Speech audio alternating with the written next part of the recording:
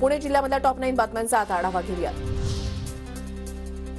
पुण्याच्या कोरेगावातील नवनिर्वाचित सरपंच मंगेश कानकाटेंसह कार्यकर्त्यांचा भाजपमध्ये प्रवेश. मंत्री रवींद्र चव्हाणांच्या उपस्थितीमध्ये पक्षप्रवेश. पुण्यातून सुटणाऱ्या 16 एक्सप्रेस गाड्या 10 फेब्रुवारीपर्यंत रद्द. उत्तरेमध्ये जाणाऱ्या प्रवाशांची मोठी गैरसोय होण्याची शक्यता. आग्रा विभागामधील पलवल मथुरा जंक्शनचं काम करण्यात येणार.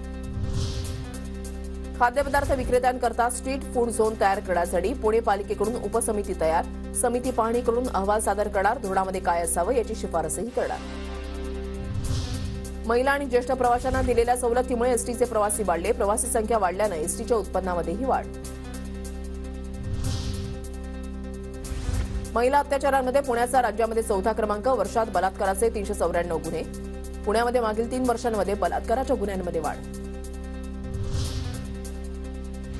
पुण्याच्या जिल्हा रुग्णालयामध्ये वर्षभरात 2 लाख जणांवर उपचार. सर्दी, खोकला, ताप ही लक्षणं असलेल्या रुग्णांची संख्या अधिक. खडकवासला धरण ते फुरसुंगी दरम्यान कालव्याच्या ऐवजी बोगद्यातून पाणी नेण्यासाठीचं सर्वेक्षण पूर्ण. योजनेसाठी 2200 कोटींचा खर्च होणार.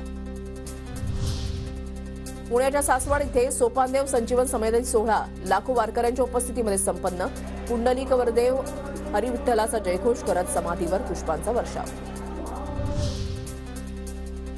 पुण्याच्या भोरमधील अंगणवाडी सेविकांकडून शासनानं बजावलेल्या नोटिशीची होळी. भोर पंचायत समिती कार्यालयासमोर अंगणवाडी सेविकांनी नोटीस जाळत निषेध व्यक्त केला.